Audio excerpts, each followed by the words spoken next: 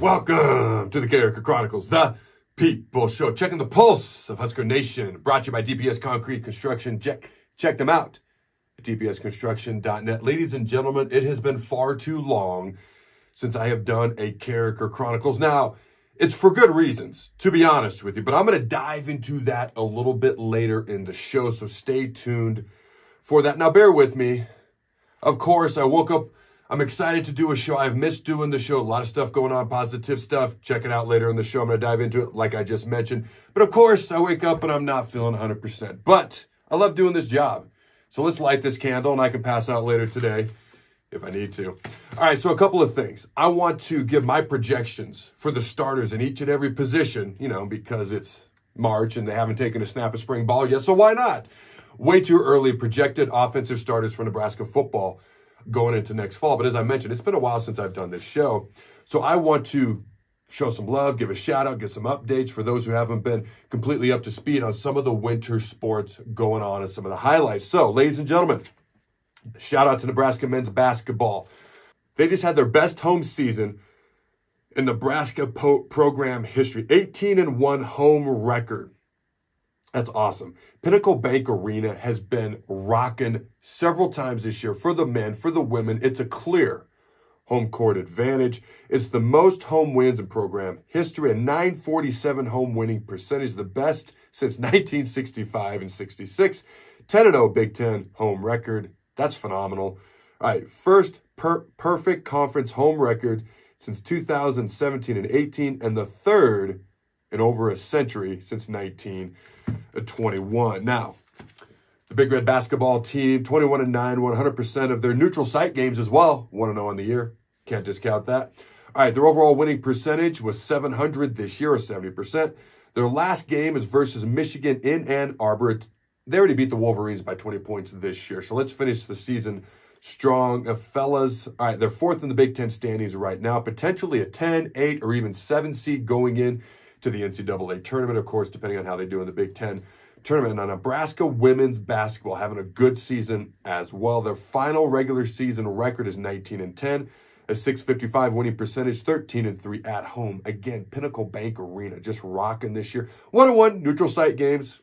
Okay, number 5 seed going into the Big Ten tournament with the first round bye. Then they just missed out on the double bye, but nonetheless a great season so far. And the NCAA tournament is in their sights as well. And again, depends on how they do in the Big Ten tournament, but they got a real good chance of making the NCAA tournament. I'll be shocked if they don't. Husker baseball, so far 7-3. If you ain't paying attention, they just finished a sweep of the College of Charleston, which is a solid baseball team in South Carolina. They're number 1 in strength of schedule in the country and number 1 in the country in RPI as well early on in this baseball season. Now, Nebraska wrestling, if you missed it, I've had a chance to interview Amy Williams, the Nebraska women's basketball coach, Mark Manning, the wrestling coach on 93.7 The Ticket. Check out those shows when you get an opportunity. Nebraska wrestling number 3 in America, 12-2, okay, on the season. What Nash Hupmaker has done so far this year after taking, 3-4 years off of wrestling. Okay, lost 30, 40 pounds. Now he's going to have to put it back on to play football. To watch what he has done and the support he's received from the football team and everyone has been awesome so far and very impressive this wrestling season. All right, shout out to Keisei Tominaga and all the seniors in all the sports, all right, who a lot of them just finished their senior nights, so to speak. Some of them have them coming up going forward in their senior sports, in their senior days coming up soon. Easy for me to say. And good luck as the postseason approaches. And if you're with me on all of that, ladies and gentlemen, smash that like button to show those players and those Husker programs some love. And if you haven't done so yet, also hit that subscribe button. All right, ladies and gentlemen, let's light this candle, dive into my projections for Nebraska's offensive starters going into next season. We have a lot of guys coming back. We have a lot of talent, a lot of highly recruited guys, a lot of guys that we brought in through the transfer portal at very key positions. All right, wide receivers. Jamal Banks, this is senior out of Wake Forest, a transfer, 6'4", 205, earned all conference honors for the Demon Deacons. And Isaiah Nayer, the Texas transfer, 6'3", 215 pounds, a senior. Okay, both these guys have a ton of playing experience, ton of starting experience. 2 previous all-conference honor winners as your potential, okay, starting wide receivers. Isaiah Nayer did it at Wyoming now. He was probably the top wide receiver in the entire transfer portal a couple years ago when he went into Texas. He was kind of expected to be their wide receiver #1. Had the knee injury, been bouncing back ever since. But you got two big targets, 6'4", 6'3", 205 pounds, 215 pounds, guys who've done it in the past. Hopefully Isaiah can get back into that form before the knee injury, and I expect he can. Okay, experience, size.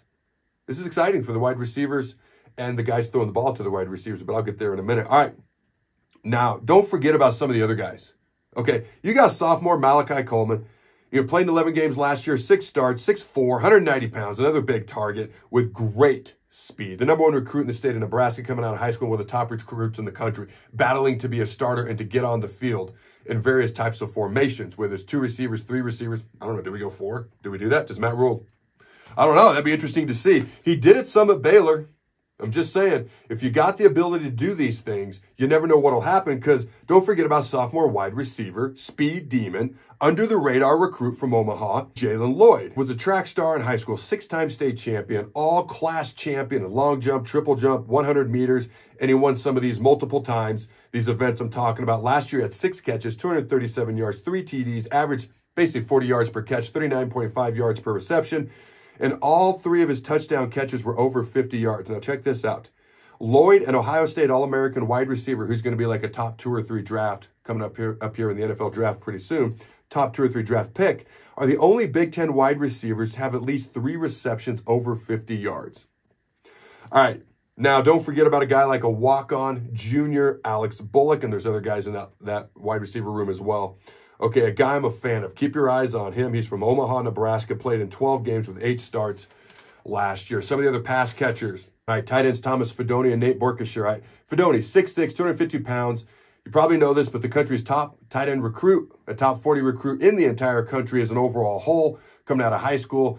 Now, I believe Georgia's tight end, Brock Bowers, was #2 in that class. I'd have to double check that, but it's clear that Fidone feels he has a lot to prove after battling injuries early on in his career, and that can be a great motivator, I might add.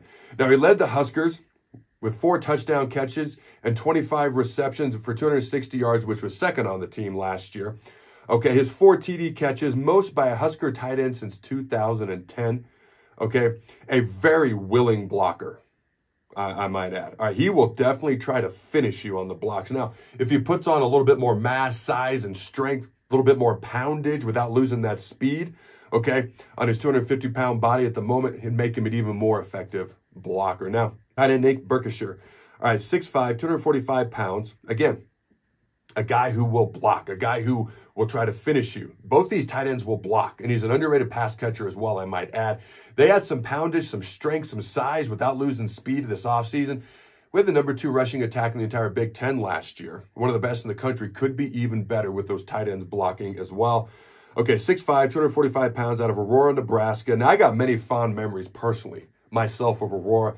My grandparents owned a small family farm for years, decades, in Giltner, Nebraska, if you ever heard of it. That's where my dad was born and raised. He grew up on that farm. When my grandparents retired, they moved to Aurora. And so I spent many a nights at my grandparents' house playing cards, going to card parties, watching college football games, eating some of the best food I've ever had. Okay, so I got a lot of wonderful memories of Aurora. Random sidebar. Let's bring it back to the topic at hand. Now, Nate joined the Huskers as a walk-on after he turned down a scholarship offer from Chadron State. Now, he's had 11 starts so far in his career, played in 27 games. Another guy to keep your eye on. All right, the offensive line, okay? Topic of many a conversation here in Husker Nation over the past few years. I believe from the center to the right tackle, we have reasons for great optimism. And I'm not saying we don't at the left guard or left tackle. There's just some more things that have to be proven. Now, I believe everyone has to earn their spot day in and day out, year after year, no matter who you are and what you've done in the past.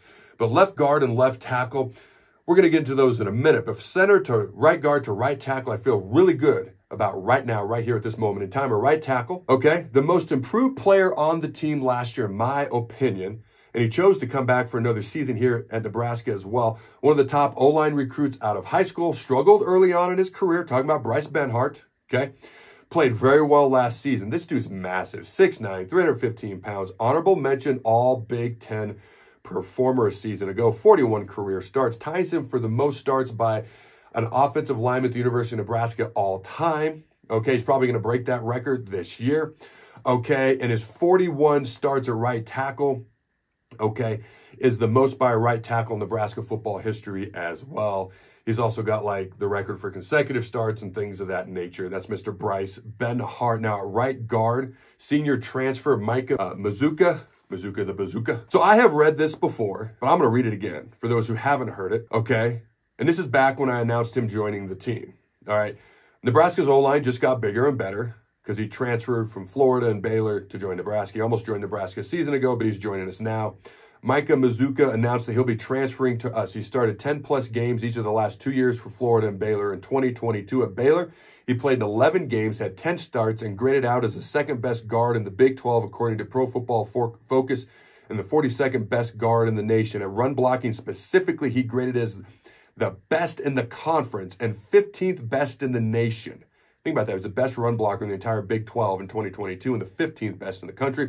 2023 of Florida. Oh, keep in mind, he's 6'5", 325. Like, this dude's a big dude.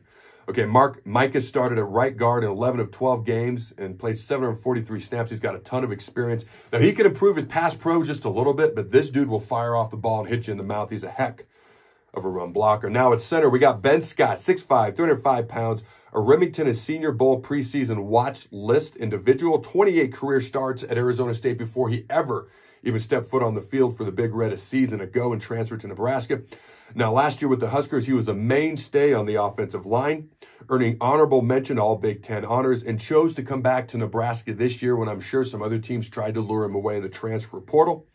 Now, he helped, as I mentioned earlier, he helped Nebraska rank second in the Big Ten in rushing and may be potentially our best offensive lineman going into next year. All around. Talking about all around best offensive lineman potentially. So, again, from center to right guard to right tackle, I feel pretty good right here, right now. You look at left guard, left tackle. To me, it's not some gigantic question mark. Some things do have to be proven a little bit more, and spots got to be earned even more. Okay, at left guard, Justin Evan Jenkins, probably the early favorite, in my opinion, in this competition. All right, at left guard, he played in all 12 games as a freshman with 5 starts at both center and left guard last year. Now, starting at 2 different spots is much more difficult than someone might realize on the offensive line, especially when one of those spots is center. You got to make the calls. You're making the calls for the entire offensive line. You're calling out the mic. You're calling out the strength. You might be sliding the protection. You are the quarterback who might be calling an audible. Like, it's pretty impressive that he started at not 1, but 2 spots last year, and he did it as a freshman, and one of those spots is a center. This dude is 6'1", 315 pounds, Justin Evans Jenkins. All right, now, another guy who could start at left guard potentially is Henry Letufsky. This guy's a big, strong, powerful man, 6'6", 325 pounds. All right, keep your eye on him potentially. I was actually sent messages about him a couple of years ago and how strong he is, and to keep my eye on him ever since then. So just keep your eye on him. He did start a couple of games a year ago as a sophomore going forward. Now, left tackle, we have 2 of the most highly recruited, talented guys in the entire country battling it out at left tackle. All right, now the guy I'm going to talk about first, 6'6", 310 pounds, Turner Corcoran. Okay, out of high school, top player in the state of Kansas, one of the top 100 recruits in the country, has struggled with inconsistency over his 30 career starts so far. It's a lot of experience, ladies and gentlemen. Talented, experience, just got to put it together and find some consistency. Now, his season was shortened by injury a year ago. Hopefully he can put it together like Bryce Benhart did a season ago. Again, size, talent, just find that consistency, which is easier said than done. If it was that easy, everybody would do it. All right, and the main other individual in that left tackle spot, battling for that starting left tackle spot, is Teddy Prohaska. He's probably the favorite right now. 6'10", 325 pounds. I mean, he's 6'10". Benhart's 6'9". I mean, we got 2 small mountains starting potentially at our 2 tackle spots again this year. He's from Elkhorn, Nebraska, one of the top 75 recruits in the country coming out of high school. Battled the past couple of seasons, okay, heading into last year, I should say, the previous 2 seasons before that, with season-ending injuries. Okay, early on in his career. Now, he played in 10 games with 6 starts last year. If he can stay healthy, this dude's a legit beast. All right, our O-line is huge, talented, and honestly, this could be a blessing in disguise due to the ridiculous amount of injuries we had a year ago. Dare I say we actually have depth? I mean, Matt Rule could walk out there and start 6 O-linemen, which he's done in a game before, which Harbaugh, Jim, likes to do as well. You know, and just run the ball right down people's throats and up people's rears. In the second half versus Penn State, they never threw the ball once. They put extra old linemen on the field. They put them in as tight ends. They just ran the ball. I don't know. I wouldn't put it past Rule. I wouldn't put it past our 2 new offensive coordinators. We'll see, though. My point is, we got to figure out who's going to start at left guard, left tackle, and dare I say, maybe do we have some depth? That'd be awfully nice. All right, real quick. All right, ladies and gentlemen, as you know, this show is brought to you by DPS Concrete Construction, your local concrete experts. Check them out at dpsconstruction.net. If you're a diesel mechanic, CDL driver, concrete finisher, looking for work in the Omaha metro area, DPS Construction is the employer for you. There is no better employer than Jason Armstrong. Okay, there is no better company to have come do work for you. If you're looking for work, if you're looking to have work done, dpsconstruction.net. Check them out, ladies and gentlemen. All right, running back position. This may be the most loaded room on the entire frickin' team. All right, Gabe Ervin Jr., 6 foot, 220 pounds, fast, physical. I pointed this out before, and I'll point it out again, because just think about it as I'm saying it. He's the first Husker running back ever to start his first game as a true freshman at Nebraska. Think about all the greats we've had play running back. He was the first one ever. Okay, 2 different coaching staffs have absolutely loved this guy. Frost staff and Rule staff, okay? He's had 2 season-ending injuries throughout his career. Knee as a freshman and shoulder a season ago. If he can come back healthy, watch out for this guy. All right, Emmett Johnson, I'm going to talk about him next. I got 5 backs to talk about. All right, a sophomore. He was our 4th stringer heading into the season a year ago. 5'11", 190 pounds. For now, anyways. I'm sure he's hitting that weight room as well, much like a lot of other guys. Now, I don't want to say about killed Matt Rule at the slam dunk contest, but he tried to jump over him and kind of landed right on his head. Player and coach were fine. Everyone's healthy, good to go. All right, now he started 6 of our last 7 games last year. As a freshman, had 90 carries for 411 yards, 2 TDs, and averaged 4.6 yards per carry. Don't sleep on this dude. Don't take him for granted. All right, then Ramir Johnson. All right, 5'10", 180-pound speedster. Now this is another guy who elected to come back to Nebraska. I feel like he's overlooked sometimes. When he had a chance to start early on in his career, he made some plays, and he could do some things. Just had a loaded running back room. This guy was a track star in high school, okay? But I see him, if he doesn't earn the starting job, he could potentially be a great 3rd down running back if he can prove he can also pick up blitzes. That's an overrated, very important skill. Not just catching the ball out of the backfield, which he can do, okay, but picking up blitzers when he's asked to do so is a big deal.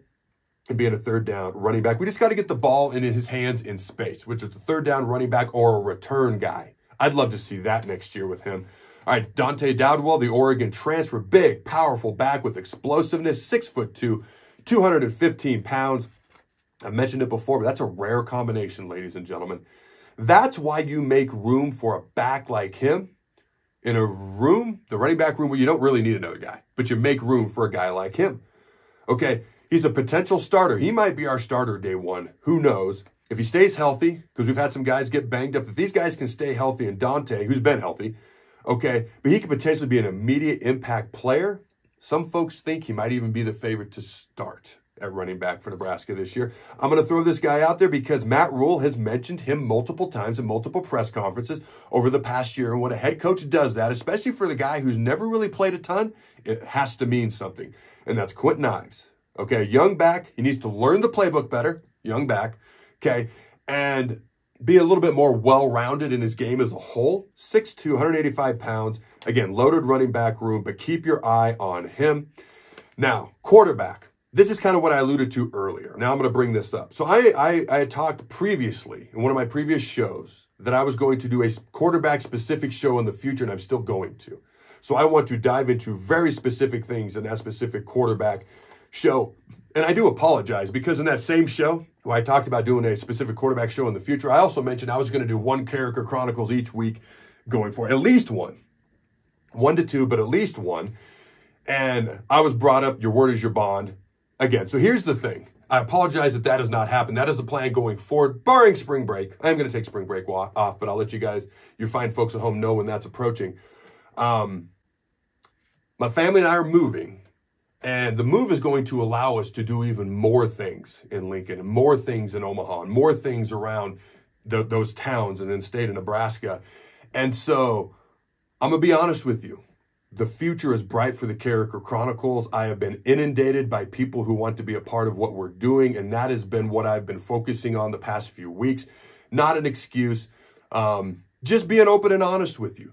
I'm so excited. I'm so freaking appreciative. I'm incredibly humbled when I reach out to people and the response I get, or when people want to reach out to me and be a part of what we're doing. So if you want to be a part of what we're doing, shoot me a message, okay? And honestly, the best way to do it, there's a way to contact me through the website, carrikerchronicles.com. If you want to be a part of what we're doing, if you want to write articles, if you want to help contribute with shows on the website, or whatever the case may be, if you want to be a sponsor for the show, for the website, for the email list that we have, which is pretty large and growing. We're very grateful for that. Just let me know. Hit me up through the contact info on the website, carrikerchronicles.com, or you can shoot me messages other ways as well. But I just wanted to give you a brief update on that. The future is freaking bright. Okay, and I'm excited about everyone who wants to be a part of what they're doing, and they're communicating pretty openly with me. But Dylan Raiola, the quarterback position. Dylan Raiola, Daniel Kalen, Heinrich Harburg. We got two true freshmen, okay, and one individual who has the only quarterback in that room with any starting experience. He has won 5 games, which is the total amount of wins our quarterback room has this year. But the talent in that room is insane. If you don't know this, you probably already do. Okay, but you got 2 Elite 11 quarterbacks in that room, Daniel and Dylan. You got a guy who was a top 20 dual threat quarterback in the entire country when he came out of high school, in Heinrich Harburg. And I like to think of him as a Swiss Army knife going into next year. And I love how he freaking plays. How do you not root for that guy? Okay, the talent in the quarterback room is not short. You know, for me, this is the most exciting position battle the entire offseason. Not just for me, but for most of Husker Nation. The most important position battle. And I will tell you this. We can't mess the quarterback position up again. And no disrespect to anybody or anything from previous years or last year, whatever. I hope you know what I'm saying. All due respect. But we got to get it right, okay? Matt Rule's done a lot of things right since he got here. Quarterback in year 1 wasn't one of them. It's okay. You know, we just got to do better going forward in the future is all I'm saying. Now, my question is, let's say we start a true freshman. Let's say it's Dylan, because that's what everyone's clamoring for, okay? I'm always about earning the freaking job and position. Will fans be patient if there's a big learning curve? Okay. Are the expectations too high for a true freshman? I don't know. These are all things I'm going to dive into. These are things I want you to let me know in the comments below, because I'm thinking about and pondering these things as I get ready for that quarterback show somewhere over the next few weeks that I'm going to do. Now, if you didn't know this, Dylan, Raiola, Daniel, Kalen, they're pocket passers. Okay. Both of their dreams, they grew up wanting to play for Nebraska. Daniel grew up in Nebraska, okay, immediately decommitted from Missouri when he had the chance. Dylan grew up in a Big Red family, as you all know that. Dad played for the Big Red. His uncle now coaches for the Big Red. Their dreams were to play for Nebraska. And I understand some of the switching that happened from school to school with Dylan. But you could just tell this was where his heart always was. And once Rule took over, I think it was easier for him to commit. Now, I will say this. I believe it has to be a legit quarterback battle. It can't be predetermined who's going to win this. I'm going to dive into this more in the future. I would actually start day 1, rep 1. I'd start Heinrich Harburg at quarterback because everybody has to earn it, and he's the only guy who's done it before.